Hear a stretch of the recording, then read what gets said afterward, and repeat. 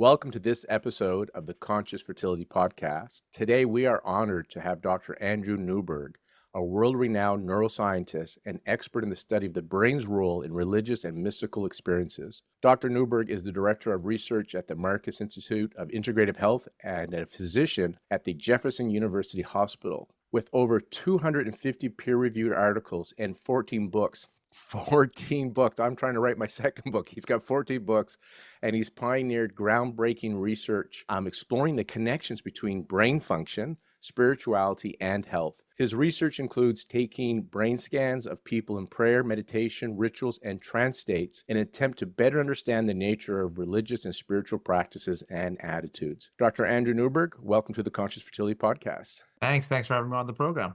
I really wanted to have you on here, and my listeners know that I'm looking for that credibility factor because personally, I'll see if I can find someone who has it. You got it. You're a doctor. You looked inside brains. That's perfect. I could bring in, people that have had experiences but don't have the science to explain it. And I feel that Sure. I'm at the state of my life where I think there's more to life than the materialistic understanding of it. But I don't always have the words or understanding. It gets dismissed. It's awesome that people like you probably have had your own experiences, but you're studying those that have it, so it doesn't become so poo-pooed, right? That we start Right. to open our minds. And this is why I want to have you on here, just so we can start to explore this and hopefully have better health and joy in our lives. Oh, well, thank you. Yeah, and I wholeheartedly agree with what you're saying. I think one of the things that has been really helpful in my own life and career has been to be able to bring science into this discussion. And to your point, it doesn't eliminate the experiences that people have. It doesn't eliminate the spiritual. It doesn't eliminate consciousness, but it just provides another piece of information that we haven't had before. And given the fact as a medical doctor, I mean, part of what I've come to realize is that so many people, as you said, have had these kinds of experiences, and they range from, as I know we'll talk about, from very mild to extremely intense, mystical kinds of states.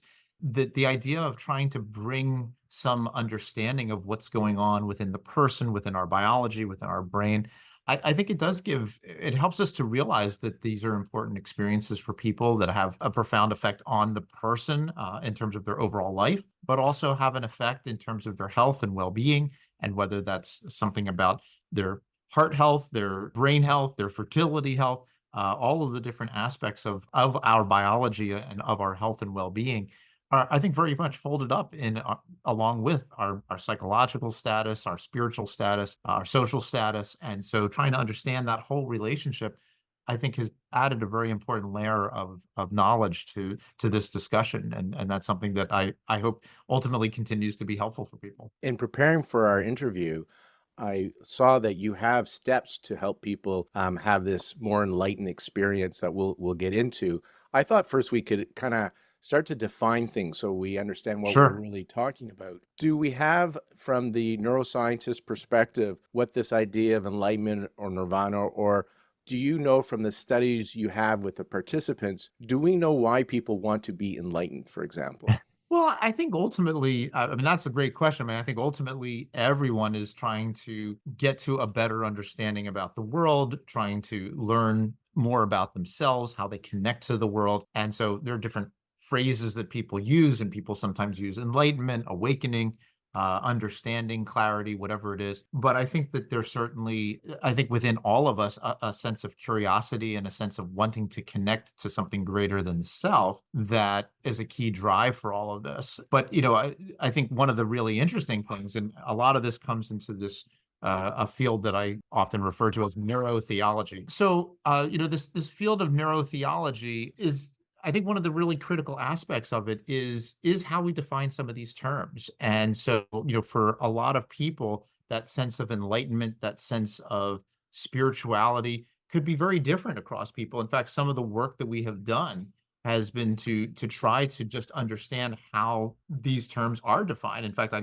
kind of challenge your listeners to, after the podcast is over, after they're done listening to it, what do they feel is their spirituality? What do they feel are their spiritual goals? If they achieve something, some kind of awakening or enlightenment, what are they hoping to obtain? Are they trying to find something which is truly spiritual? Are they trying to get a sense of well-being? Are they trying to reduce their stress?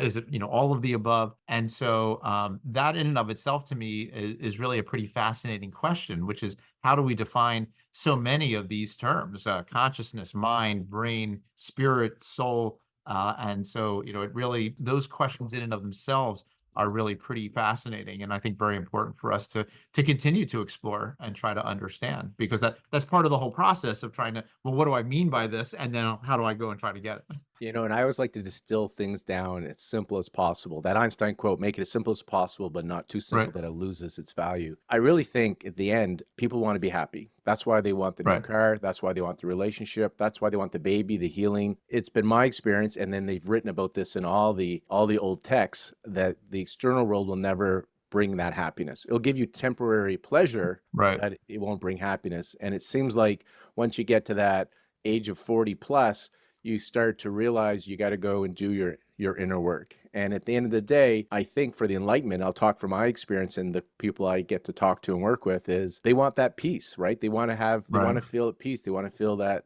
level of joy. And now it's like, okay, the relationship didn't do it. The raises, the money, none of this did it. So maybe I will finally go in and go inside. Well, and it is, I mean, it is interesting. We've done some studies where we've taken people, down different paths of training and learning meditation. And it is interesting how sometimes their goals start out in a very kind of materialistic way. I want to make money, I want to be successful, and so forth. But then if they begin to really focus on something which is more spiritual, it really does kind of change the direction, the paths that they're trying to pursue, and what they're trying to find is that sense of joy, happiness. They're trying to find something which is not really material. And as you also alluded to, part of the thing that happens is that it's something that starts to come more from within as opposed to from without. And that also is I think a very important part of that process. Although interestingly, I mean, when people start to have these kinds of enlightenment experiences,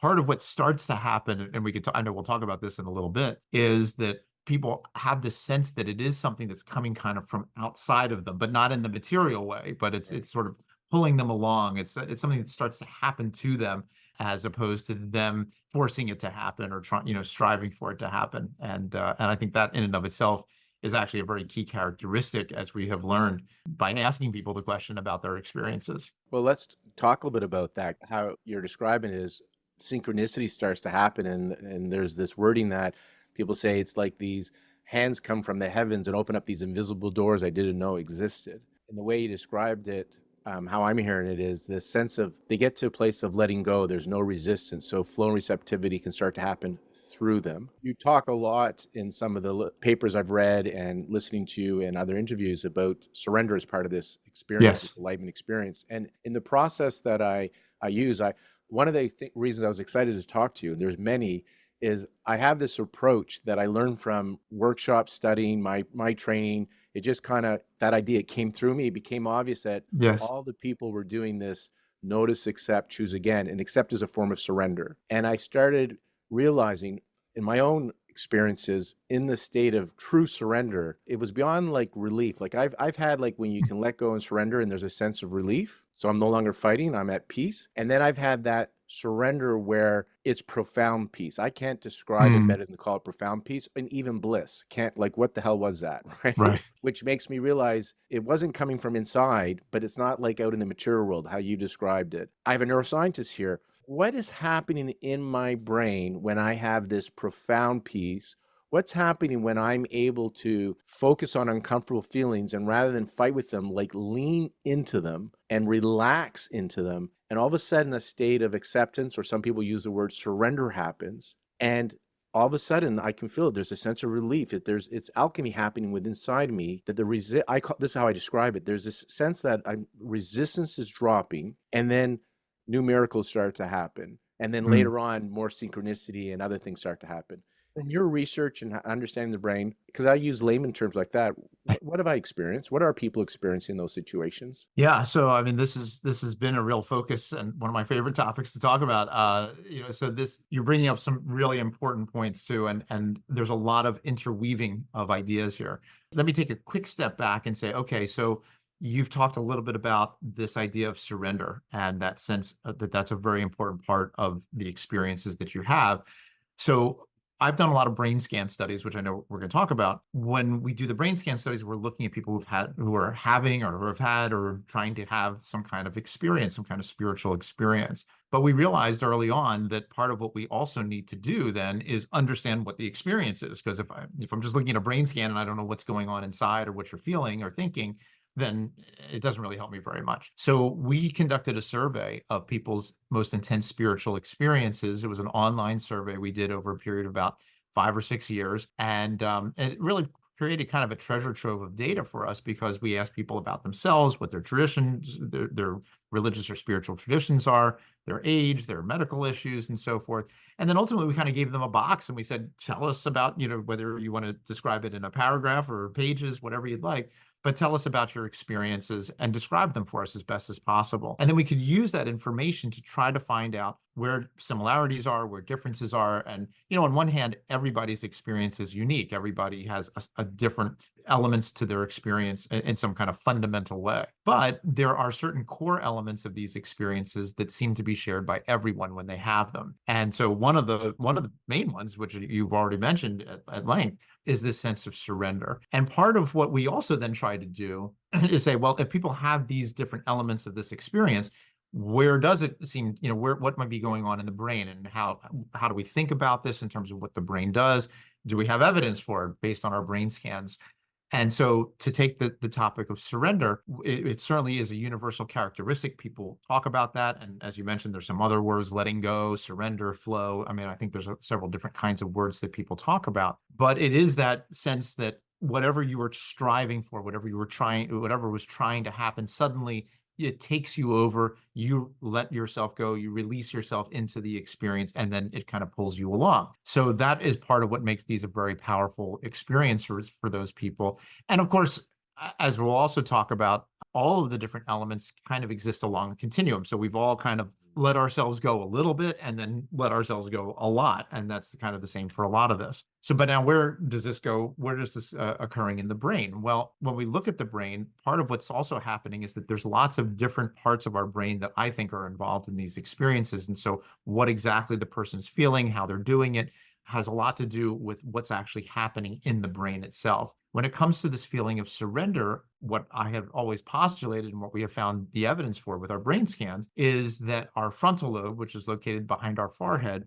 normally it turns on when we are being purposeful about what we're doing. If we concentrate on a meditation or a prayer, if we're trying to solve some problem at work, if we're arguing in a relationship and we're trying to sort of solve a problem in a relationship, we're using our frontal lobes, and it helps us with language. It helps us to do purposeful things. It helps us to do purposeful movements. So when we actually have studied practices like meditation, we see an initial increase of activity in this frontal lobe. But when people start to have these very powerful experiences where they let their purposefulness go, where they surrender themselves, we actually see the frontal lobe start to decrease in activity. And we have seen this in a variety of different spiritual practices where this has happened. And we can look at the brain scan and show that the activity levels in the brain literally decreases. And I think that makes a lot of sense, because if it turns on to be purposeful, then when it shuts down, we kind of lose that sense of purposefulness. And we feel as if we're not making it happen, something is happening to us. But beyond that, again, there's this whole network of brain structures that are involved. So when the frontal lobes are now being affected by this whole process, they're connected to other areas of the brain that have to do with our emotions. And you were saying a sense of blissfulness. Well, the frontal lobes are deeply connected with our limbic areas, the emotional centers of our brain. And so these areas can become very activated, which can make us feel a very intense feeling of arousal, but also can make us feel a very intense feeling of bliss and calmness, and sometimes both. So it's really becomes fascinating to see sort of how all of these different processes start to occur. But we have found, at least when it comes to that feeling of surrender, that there's a very profound shift in the activity of the brain, and particularly in the frontal lobes. And maybe the last thing to say about this too, for those who have tried to do these different kinds of practices, is that they're dynamic processes. It's not, if you started meditating right now, what your brain is doing in the first 5 minutes is different than in the second 5 minutes, and then after an hour, and then after 4 hours, and after 5 days. So all of these things start to change the way our brain operates and changes the way we feel and think and experience the world around us. And the structure of your brain, are you seeing it change? And the reason I ask the question is my personality has changed using this practice over the past decade plus, evident by things that I know that used to trigger me, I still don't like, but I don't have a big emotional response to it anymore. Curious, is this part of your research that when you do this work, like you said, is dynamic and just in a 20-minute meditation, the last 10 minutes is different than the first, but over years, are you seeing that the brain can change as well? So you are no longer exactly like you were before because you've rewired your brain basically. Well, that's exactly what we've seen. And it's interesting that some of the data that we have are, in the moment. So when the person is doing the meditation practice, what is changing in the brain? And that is important for us to learn about and understand. But we've also done longitudinal studies where we take people day one and then have them do some kind of program or practice for a month, many months, whatever. And then we scan them again. And our data, as well as data from other researchers around the world, have documented that it really does change the way your brain operates. It actually does change the structure of your brain.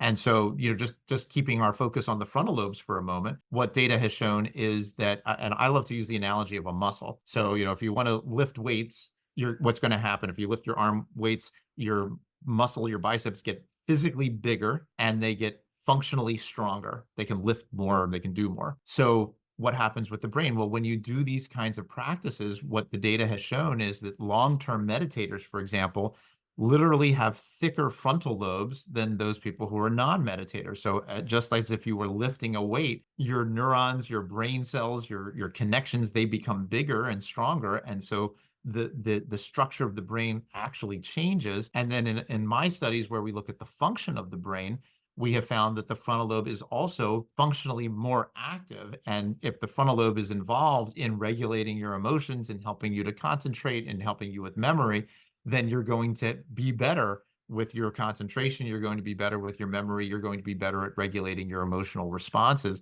And once again, we see that occurring not only in the brain, but correlating that with what people talk about in terms of their feelings of anxiety, stress, depression, and so forth. So that helps us to understand why these kinds of practices actually have a beneficial effect in terms of our psyche. They help to make people less depressed, less anxious, and so forth, but they actually change the overall function and structure of the brain itself. And the last thing to tell you is that in addition to looking at just sort of general brain function and structure, we have done some studies where we have looked beyond that and looked at different neurotransmitters, the chemicals in the brain, like dopamine, like serotonin. These are neurotransmitters that probably everyone's heard of. But for example, the serotonin system, which we know is very important in depression, is something that if people have depression, we give them an antidepressant that affects the serotonin system. It actually kind of makes their brain more sensitive to serotonin. Well, that's exactly what we found when people go through these kinds of spiritual practices and programs, that there's a shift in the serotonin levels of their brain. There's a shift in the way their brain processes serotonin, and it actually makes their brain more sensitive, just like to the SSRIs, as they're called, the drugs like Prozac and Zoloft, the antidepressants. It has the same kind of physiological effect. And I think that makes a lot of sense, and then speaks to the idea that it's going to actually change the way you are as a person, and not just in the moment, but over the long run. And thanks for sharing that. I want to talk about other ways to stimulate the brain to help you have these experiences, because your serotonin made me think of psychedelics and photobiomodulation and other things. So I'm going to park that. And they're all connected. Yes, exactly. Okay, so I'm going to go there. I got a little story for you. I think it was in your TED Talk from way back when. I think, again, in preparing for this, I've done a lot of listening to you, Andrew. I've been having a field day taking notes and listening to you. Well, thank you. I appreciate hours and hours. But it's on the surrender part. And again, it really tied into this. I call it now the practice: notice, accept, notice, accept, choose again. And the accept part is the key part. And I have tools to help people surrender. I've had experiences. I've shared on the podcast before where I was sad and I decided to, rather than avoid my sadness, it was back in the 90s when I was studying to be a chartered accountant, a CPA. So maybe that's why I was sad. That could do it. I finished it, but I did end up doing that as my career, as you can see. But I remember taking a bath in the middle of the day and just focusing on the sadness. So I got curious. I put on Yanni. I had a candle lit, incense going. And the sadness becomes so intense that tears are Mm. coming down my eyes. And then in a moment, I'm in bliss. And I hadn't experienced this before. And I was Right. like, well, I was trying to feel sad. So I'm like, trying to be sad. I couldn't be sad. Years later, I read The Power of Now, and he talks about surrender and you can feel bliss. And I love how because my brain immediately went to the bathtub because I had the experience without the knowledge. I didn't know what Right. happened, right? And then I was like, oh, I fully did not fight the sadness, I surrendered. This reminded me of something you said in one of your talks about infinite doubt. And I Mm. wrote it out, so I want to read it, and then I want to ask you a little bit more about this, because Sure. the point I want to make is I find the uncomfortable feelings that everybody wants to avoid, myself included, act as portals to what I call presence. And so you said infinite doubt. It was actually one of the most I'm quoting Andrew, everybody. It was Right. actually one of the most calming, most blissful kind of experiences that I've ever had. I completely surrendered to this sense of doubt, and suddenly I didn't need to find the answer to these questions anymore. And it was incredibly comforting. That's what I Yeah. experienced and other people experienced. So what do you think has happened there when you surrendered to not needing to find the answer and allowed the infinite doubt, and you had this comforting experience that happened suddenly, that many Right. people, as myself, as a neuroscientist, what the hell happened? Well, I think, you're picking up on a broader point, which is these kind of negative elements of these emotions. Sometimes they can be, very deep anxiety, deep depression, fear. It could be, trauma. It could be a variety of different things. But one of the common elements, and this becomes really interesting in terms of the physiology of our body and our brain. So our brain, we can think, and we can have all of our thoughts. That's usually happening up in our brain. We can have our emotions, which are also in that limbic system that we were talking about a few moments ago. But all of this is connected to the body. And we have what's called the autonomic nervous system, which connects the brain to the body, typically through the limbic system. And the autonomic nervous system has two main arms. It has what's called the sympathetic nervous system, which is kind of our arousal side. And that is what gets activated when we're in fear, when we are in deep depression and anxiety and so forth. And then we have our what's called the parasympathetic side, which is our calming side, our quiescent side. And they normally kind of balance each other out, but they also kind of each allow the other side to take over in the appropriate circumstances. So, for example, if you're caught in a burning building, that isn't the time for your calming side to kick in, so to speak. You got to get out of the building. And on the other hand, if you're trying to go to sleep at night, then you want your calming side to kick in and you don't want your arousal side to kick in. And of course, we've all been in that situation where we have a big test or a meeting or some big event the next day, and it's hard to sleep at night because our arousal system keeps kicking in. So what happens is that in these kind of moments of deep despair, anxiety, stress, whatever the person may be describing, that arousal side is kicking in. And so it's telling us we got to pay attention to it. We're worried about it. We're focusing on it. But if that's on long enough or for an intense enough period, then that other side kicks in, and that is that blissful side. So that's exactly what seems to happen in many of these kinds of circumstances. And of course, when that happens now, not only do you feel that blissfulness throughout your body itself, but then that reconnects back up into the brain and says, "Oh, I feel calm. I can now relax with this thing." And then when it then kicks in with your frontal lobe decreasing, that when the limbic system is on, your frontal lobes go down, and vice versa. So if all of a sudden you become kind of more limbic system driven with these very calm feelings, then it shuts your frontal lobes down. It makes you feel that feeling of surrender. You kind of relax. And then you feel this incredible blissfulness, not only again as an emotion, but something that you feel throughout your entire body. And so that is in large part how I think these kinds of experiences wind up happening. Now, interestingly, you can go the other way too. You can get into a very profound, deep meditative state where maybe it's very calm and very slow, and you're focusing on your breath, and it's just kind of going on and on and on. And then all of a sudden you have this, arousal moment that kicks in and says, "Oh, I have to think about this." And you have this feeling of enlightenment, awakening, rapture, ecstasy. And so it becomes very interesting. And of course, this actually all ties in, my most recent book called Sex, God, and the Brain talks about this, because what's also interesting about, well, how did all of this even get into our systems in the first place? Well, sexuality, sexual sexual arousal and an orgasm involves both arms of the autonomic nervous system. they both ultimately kick in, which is why you get the arousal, but then you get the incredible sense of rush and ecstasy and bliss. And then it's also, there's a surrender element. I mean, at some point in the act of sex, the biology takes over and you no longer are able to control the whole process. So it's fascinating, actually, that there's so much similarity between the biology of our brain and our sexuality and the biology of our brain and our spirituality. But that's how a lot of these things start to connect us and try to help us to understand what's going on in the brain and how that has a very profound effect, both in terms of our biology and our spirituality. This makes me want to ask kind of what camp you're in. Is it our brains are making these altered states and spiritual experiences, or is the brain like a receiver? It's a Right. filter. So I'm curious what you're thinking. And that would, I'm going to say then, there's more to this world than the physical. There's a spiritual world. We live beyond our body and the stuff that we hear in other texts and other teachers of consciousness. So there's one Mm. where it's material. This is all chemical. It's happening from your brain. And then there's others that the brain is the receiver, the radio receiver. Where are you at? Right. What camp are you in based on your research? I hope this isn't a cop out, but I'm in both camps.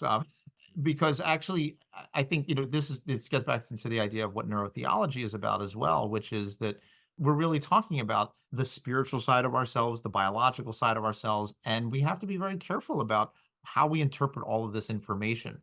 Certainly, the brain helps to create part of our experiences when it comes to this, because it helps us with the ways we think about the world, the ways we feel about the world, the ways we experience the world. So there's certainly a part of it that has to do with our brain's functions that helps us to have the experience. But whether or not it is then purely the brain just creating the entire experience, which is possible, or whether or not, we're connecting to something that's out there in the world, that's also equally possible. In fact, when you actually think, it's sort of like asking the question, if I watch a car drive by, does the car exist in the world or does the car exist in my brain? Well, the image of the car and everything that you know about it is purely produced by your brain, but it's connected to something which arguably is out there in the world that exists. And so, but how do you differentiate that? It's very challenging to know how to do that. And of course, there's so many aspects of our world that we don't see or we don't have a direct perception of. There's X-rays and ultraviolet rays and infrared rays that are all going through our eyes, just like the visible rays, but we don't see them. But if we put on glasses that allow us to see the infrared or the ultraviolet, then we can, quote unquote, see it. So when you get into these kinds of experiences, when you get into, the effects of psychedelics and so forth, who's to say whether or not it is actually just creating the entire experience purely on the basis of the biology of what's going on? Or is this the brain being able to perceive the world and receive things in the world that we typically are not able to access? And now we are able to access because we've put our brain into a different kind of state. So the bottom line is that we don't fully know. People are trying to do studies and try to get to some very interesting paradigm shifting kinds of data and questions. For example, when people look at near-death experiences, which is also another piece of all of this, that one of the common descriptors is that the person gets outside of their brain and they can see the world. They can see that the nurse had red hair or something like that. So these are things that theoretically could be verifiable. And if we can verify that, then maybe we can show that our consciousness leaves our body or is capable of leaving our body and leaving our brain. But until we do, we don't know for sure exactly what is out there and what we are the ways we are perceiving it. And that is kind of the fundamental question that I've always had, which is, what is the nature of reality? And that's kind of what drove me down the path of getting to infinite doubt, as you were talking about earlier. What can we know? And that was my angst of, well, I got to find this out. I've got to figure this out. Why can't I figure this out? And then eventually I got to this, well, I'm not sure about everything. And if I'm not sure about anything, then where does that take me? And it took me to a pretty amazing experience that also changed the way I thought about my path and my journey. Do you want to elaborate on that? How has it changed your path and your journey? Well, I think that the first part of my kind of exploration, it all started with my question about what is the nature of reality. I didn't understand why we had different religions, different political systems. I mean, we're all looking at the same world. Why don't we all think the same way? And I said, well, let me start with the brain. Let me try to figure out what's going on in the brain itself, since that's the part of ourselves that seems to be associated with figuring out the world. That was a long time ago, and you're still looking at the news going, why don't we think the same Well, way? exactly. But I So feel like I polarized. understand it a little bit more now.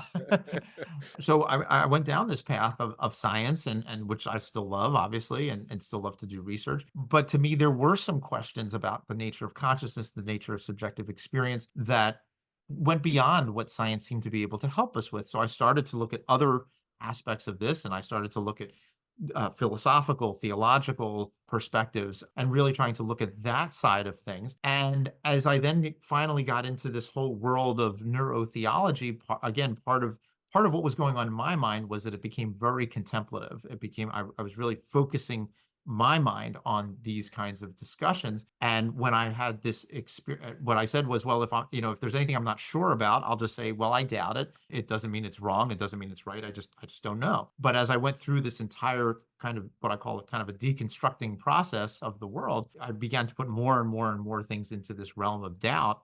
And then finally, at some point where I said, I've really got to try to figure this out, I had an experience where I just said, I can't know, there's nothing I can know, and I don't even know that. And so it became this kind of infinite regress of doubt that had many characteristics that I later found out were described in different kinds of mystical experiences, and feelings of surrender, a feeling of oneness, a kind of a loss of the sense of self, and so forth. So for me, the change that it really brought about, maybe change isn't quite the right word, but it has become my path, which is a combination of what I call my spiritual and scientific path. I'm still looking for the philosophical and the theological answers to these questions, but I'm also trying to see where the science takes us as far as that goes. And at the moment where I'm kind of at, to your point about, well, look at where we are today, part of what I've kind of realized is a great appreciation for every person's individual and unique perspective. And what I mean by that is that, first of all, one of the questions that I ask all of my students is, if you look at our brain, we've got billions of, maybe trillions of nerve cells, quadrillions of interconnections between them,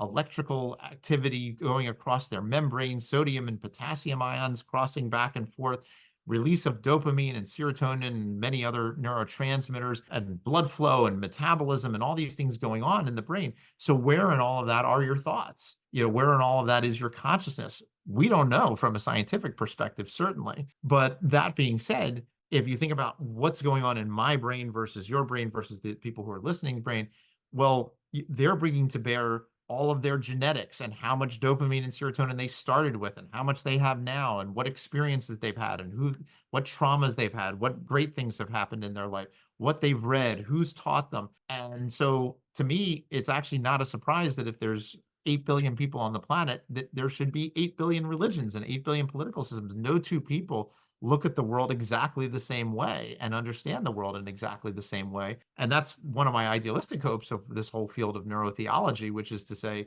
how does this help us to understand each other? And the idea that maybe we should be a little bit more open and understanding and appreciative of the fact that people came to different conclusions about this world than we did, because we all have our own unique neurons and neural connections, and all those things that went into it brought us to where we are today, that we all look at the world a little bit from not a little bit, but a lot of it from our own unique perspective. It ties into often that I share when I talk to my patients and clients through the conscious work. We'll use that word loosely. Consciousness is this idea that your thoughts create your reality. And what we mean by that is, I'm rephrasing what you said. You see the world through the lens of your subconscious. Right. And your lens of your subconscious, your beliefs and programs are based on the history that you've experienced up until this point. But there is a reality, but you create your own sense of reality. And I don't remember which teacher of conscious said this, but his metaphor really made sense to me. It brought some comfort too, is that there is a reality. It's white snow, but you have pink glasses on, I have yellow, this person has red, this person has blue.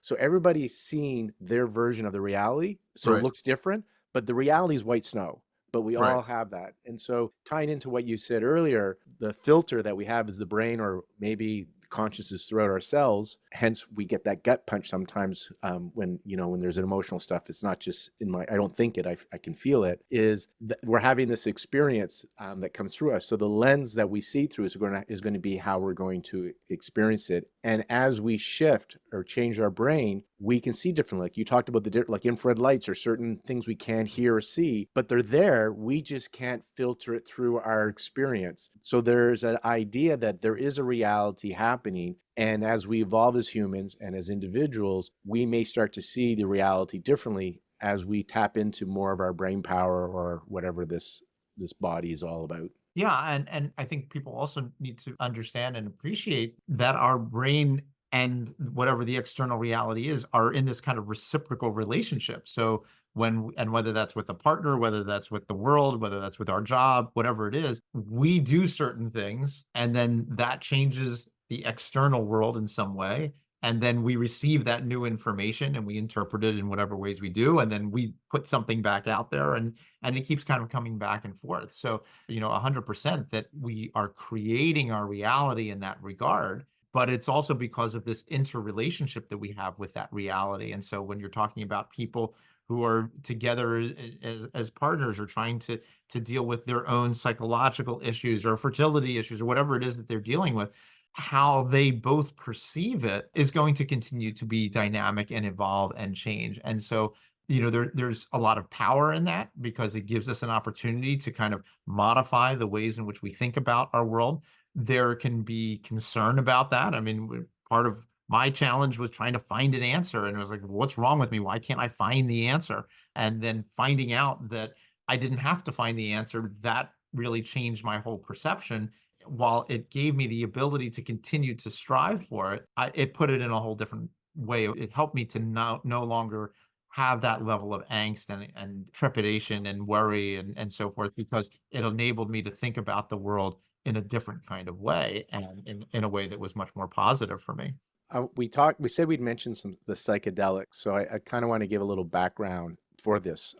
Sure. The idea is, are there other things that can support us on this, people that are looking for this enlightenment or awakened state? We all come with our bias. So my bias is I like toys or tools to help, but I still think at this stage, there's inner work. Like there's work that you got to do. And these things are tools that can support you. They're like catalysts, but some things like psychedelics, again, this is my bias. I want to hear Sure. can leave a residue, and they can support you, but you can become dependent on that. There's photobiomodulation. I don't know if you're familiar with transcranial photobiomodulation. I interviewed Dr. Sanjay Manchanda, and he talked about using it to help go into an altered state using 40 hertz in meditators. I think you talked about a magnetic device I'll ask you about. Yeah. I got a flicker device now for the eyes that with binary beats that I've been playing with. It's crazy the experiences I've been having on that. The psychedelic trip, the reason I thought of psychedelics, I'm going to go on a little tangent and then we'll come back. What can you do and what's your idea of psychedelics? Sure. When you talked about the serotonin and the dopamine. So I don't know if you know my uncle, because he's in your field. He's retired, but he's Berkeley, Irving Zucker. He's helped discover the circadian rhythm in the brain. Okay. And so when I did psychedelics, I had a bad trip, right? I did a powerful psychedelic, and I read later that 13% of people, I think it was, will have the bad experience. And it was pretty clear. Like they said, you'll think you're in hell. You'll think you've met the devil. You think you are the devil, and you're disappointed your parents. I didn't get disappointed my parents, but I got disappointed everybody I knew, my family, my friends. But it was my parents, interesting enough. But I had all of it. And so I call him up 2 days later because I'm still reeling from it. And I said, Uncle Irving, I think I broke my brain. He goes, what'd you do? And I said, well, I took these plant medicines. What was it? And I tell him, he goes, okay, that's not a plant medicine. That's a drug. So then I say, well, I took this medicinal. He goes, stop calling them medicinals. They're drugs. And then I said, well, they're out of my system. I looked at the half-life. Like, why am I still having this experience? And he said, this is where you reminded me, well, you just had a massive flush of serotonin and other things to your brain. It's going to take weeks and months for your brain to return to normal. You're going to be okay, but so that's what made me think of psychedelics. I just wanted to give you some context. No, thank you for sharing that. So now that I've given you some context, that was over 2 years ago. I'm glad you've recovered. I've recovered. So based on that, though, Yeah. there's photobiomodulation, transcranial therapy, there's flickering, there's psychedelics, there's something else you mentioned, but I don't remember. I think it was magnetic waves or something. Yeah. Are there things that you can do to be catalysts to help you get unstuck? Do you think there's a balance, or can you make that too much of a crutch or an addiction and lose the benefit from these things? Where are you at in Sure. that? Especially with psychedelics, because it has such a Yeah. resurgence right now. No, I mean, you're bringing up some very, very important points. The short answer is that we have to keep looking at data. We have to be careful about things. From the neurotheology perspective, what I often talk about is it's really this kind of big jigsaw puzzle, in the sense that all of these things that you're mentioning, whether it's psychedelics or different ways of stimulating the brain, or even practices like meditation and prayer, these are all ways of stimulating our brain in one way or another. Some are more external or quote unquote artificial. Some are more technological, I guess. Others are more natural, and some do use, certainly the use of magic mushrooms and ayahuasca and so forth go back thousands of years for people to develop spiritual experiences. So on one hand, I think there's all these different ways of trying to get at this system that's in our brain that gets turned on or turned off, and you get these different patterns that lead to very powerful kinds of experiences. And psychedelics are certainly one way of doing that. Part of what, again, I not to give a little bit of a cop-out answer, but all of our brains are a little bit different. And there is never a one size fits all. And unfortunately, there's 10, 15% or whatever of people who have bad experiences on psychedelics. There's 10 or 50, there's, in our survey of spiritual experiences, about 4 to 5% of people did talk about negative experiences, even naturally occurring ones. So there are times where things go bad, and it would be fascinating to try to do brain scans and try to explore how and why these kinds of experiences start to occur, and what's going on in those, in the brain of somebody who has a negative experience versus a positive experience. But I think that what people, and as you also mentioned, I mean, part of what happens is there can be long lasting effects. In fact, even when people have, a quote unquote naturally occurring mystical experience, they describe it as something that can last literally a lifetime. So it really can kind of rewire the brain in a moment. I think context is always important. I mean, and again, I don't know the exact details of your experience, but obviously, if somebody goes to a frat party and tries, a magic mushroom, probably they're not going to have a mystical experience. But if they're, it's done in a very controlled environment, very intentional, with guides and so forth, more likely that it will work. They could still have a bad experience, but it's more likely. I did the latter, where I Yeah. prepped, no alcohol, ate well for months before. I had to do questionnaires. Right. The retreat was beautiful. I had great guides. I went for But the integration. physiology was just wrong. Yeah. I did it well, but today I look at I felt like it broke my nervous system, like I was Yeah. so, and I had all these tools, which was, I got my friends and I worked on it, and I got to really work my craft for myself, so my patients benefit. And Right. now today I'm like, all right, I think I accelerated my journey a couple of decades, because I had to, right? Right. I had to fix my nervous system, because it was very aware to me that I Yeah. got stuck in sympathetic alarm and I couldn't turn it off. Right, right. And I think that my general feeling is that to the extent that people can go through approaches that are more conservative, are less likely to lead to, to have those kinds of negative effects. So practices like meditation and prayer and so forth are probably a little bit safer and better to try. But at least the research on psychedelics is going are people who that's beyond them. And we know that's the case as well. I mean, if you can sit down and be quiet and calm and meditate and have a great experience, that's wonderful. But for somebody who's suffering from PTSD, they can't turn, no matter what they do meditation wise, they cannot turn off those traumatic memories.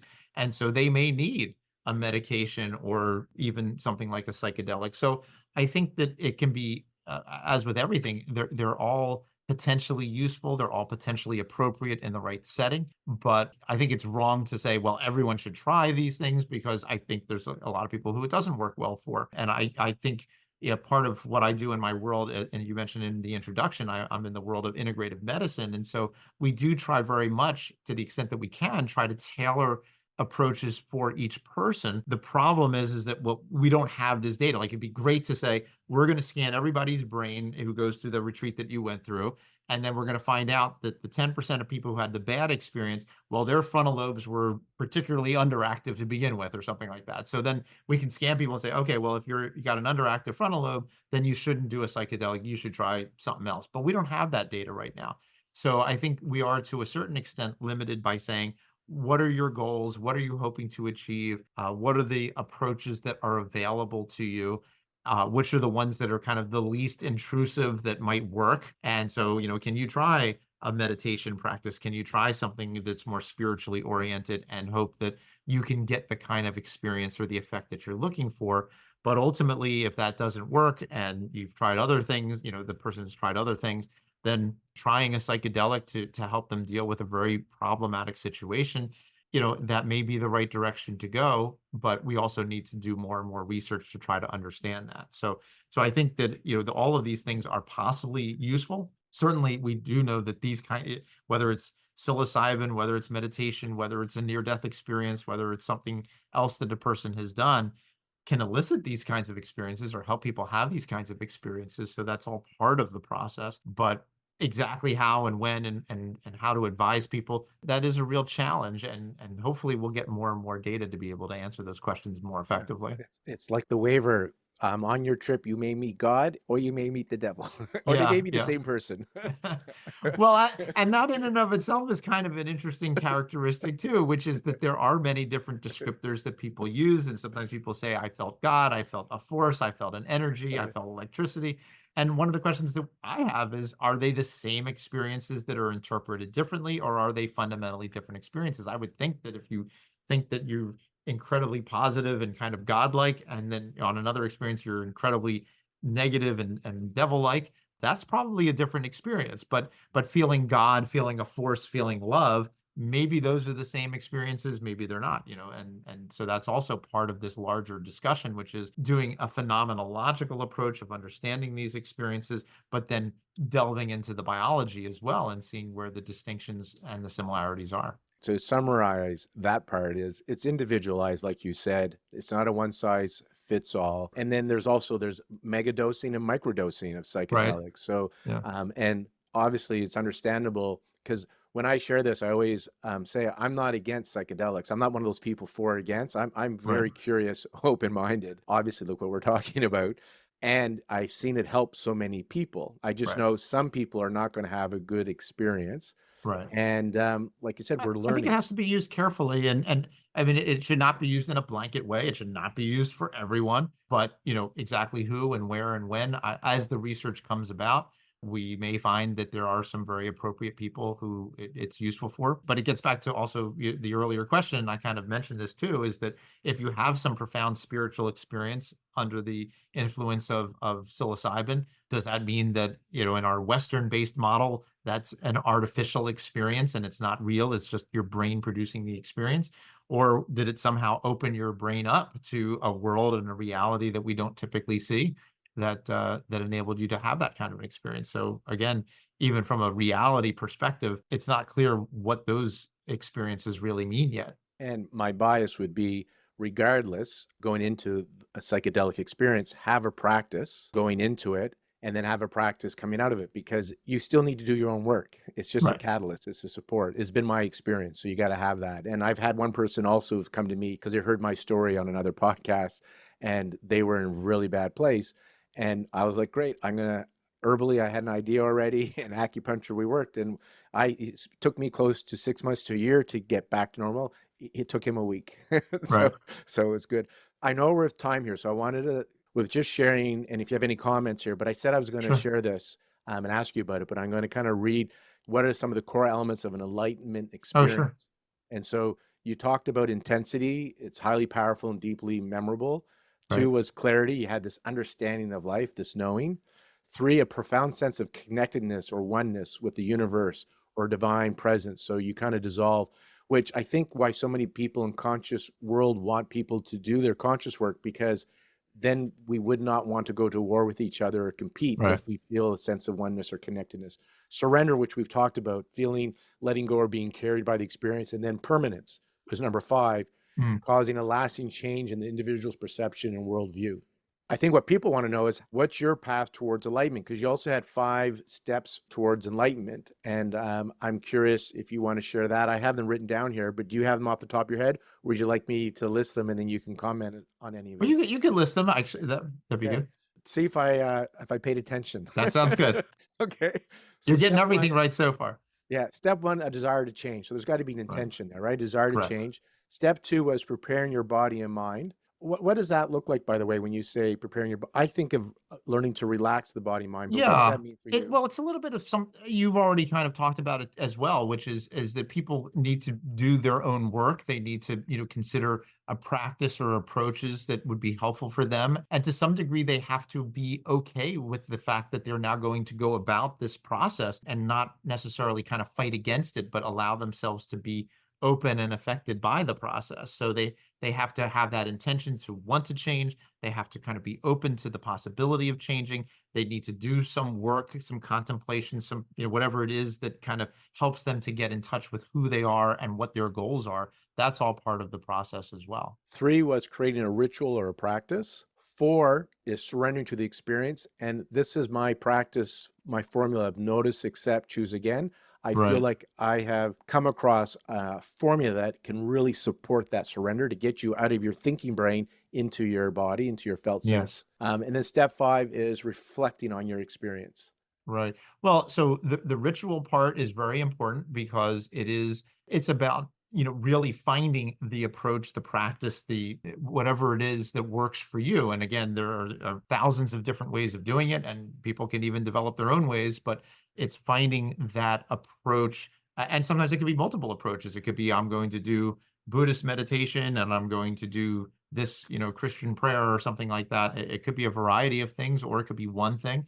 But it is finding that particular approach or practice that seems to really become repetitive and something that you keep coming back to and keeps grounding you. Then, as you mentioned, and I know we talked about this a lot in the podcast, is that ability to at some point say, I've got to release myself from this whole process. I'm going to surrender. I'm going to allow it to just take me where it goes. That's usually when those moments of enlightenment can happen. And then finally, as you've also said, the idea of kind of then rethinking, how do we kind of think about it again? How do we reflect on it? How do we bring it back into our way of thinking about the world, about our way of thinking about ourselves?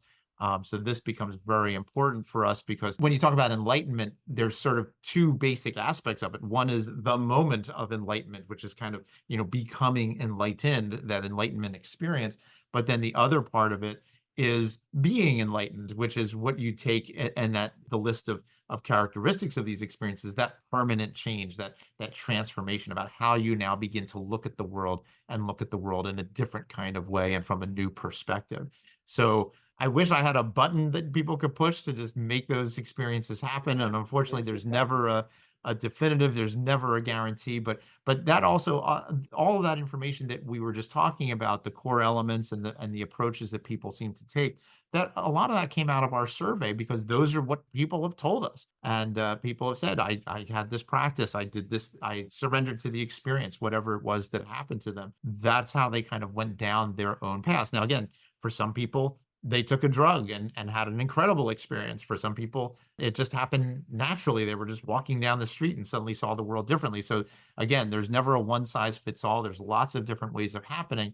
But I think the most effective ways and the best ways of doing it typically involve that degree of intentionality and can help people to try to find those paths that really work best for them. And I think, maybe the last thing to say, which to me was kind of, we've kind of been hitting around this with the uniqueness of each person's experience, the uniqueness of each person's brain, the fact that there isn't one way of doing it. But what also is interesting is that, if I were to do a brain scan of virtually everybody's brain on the planet, our brains really look pretty much the same. We all have our frontal lobes, we all have our limbic system, we all have our autonomic nervous system, we all have these different areas of the brain, and they all more or less work the same way. So to me, I think one of the most powerful messages of all of this is that we are all capable of having these kinds of experiences. It is something that is available to everyone and it's available to anyone. It's a matter of in some sense, being a little bit fortunate or lucky to hit it the right way. It's finding the combination to the lock, to use that kind of metaphor, and it's each person striving for it. But part of what I've also learned, at least in my own life, is that the striving for sometimes can be just as amazing, as, not to be trite, but the journey can be just as amazing as the destination, and sometimes maybe even more amazing. And so, I think you've hit it there, because that's that saying, enjoy the journey over the destination. And in this conscious circle, the idea is not being attached to form and outcome, right? right, Because that's the destination. Because when you become attached to exactly, form and outcome, the idea is you're putting resistance. yep, There's not. And so in your brain scans, I would wonder, I'm curious that this approach of notice, accept, choose again, notice when you believe in it, when you everything happens to you is neutral and you give it meaning through the lens of your subconscious. When you believe, we're not going to go down there because of time, but when you right, believe in the story, you make it real. There's your reality. So right, first you got to notice you're gone triggered. You're at the effect. You have doubt in your case.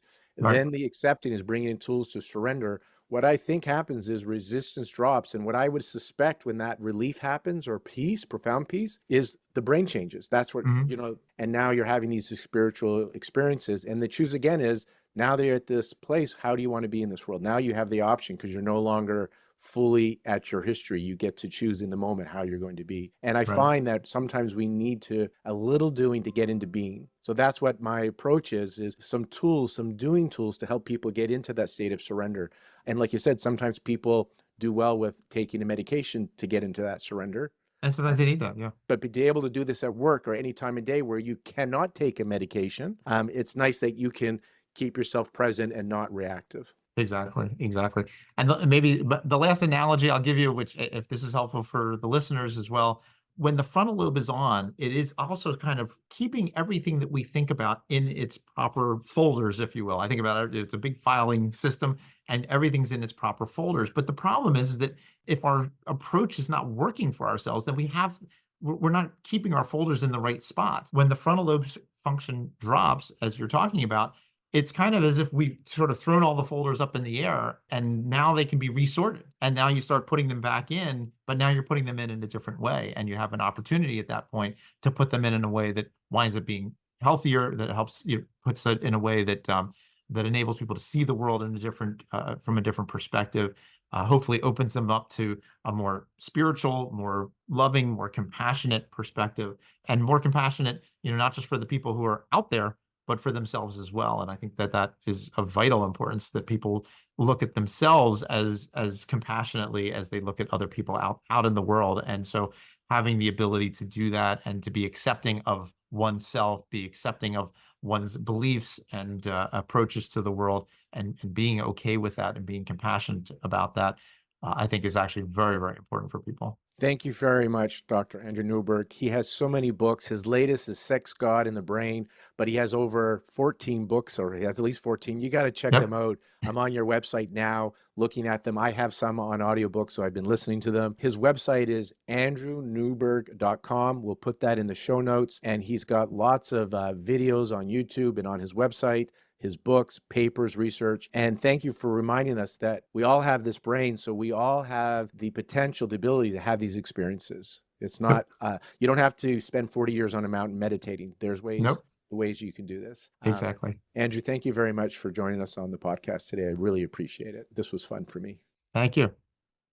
I just wanted to share a couple of podcasts that can kind of tie in or complement what I did today with Dr. Andrew Newberg. And so check out episode 6, Jill Boat Taylor, on harnessing the power of your brain. And look for the Lisa Miller one, and I'll describe what she talks about, or why I wanted you. And off camera, I asked Andrew a little bit about it. She talks about this spiritual practice where it creates some immunity against anxiety and addiction in adolescence. So that's a good one. That's episode 68, The Awakened Brain. The other one is by Stephen Porges. He just talks about that state of alarm as well, because we talked a little bit about the stress response. Anyways, I just wanted to highlight those 3 podcasts, and obviously go back through them all if you like this one. Many of these podcasts, we keep diving into consciousness and spirituality, and doing our best to use science to demystify it.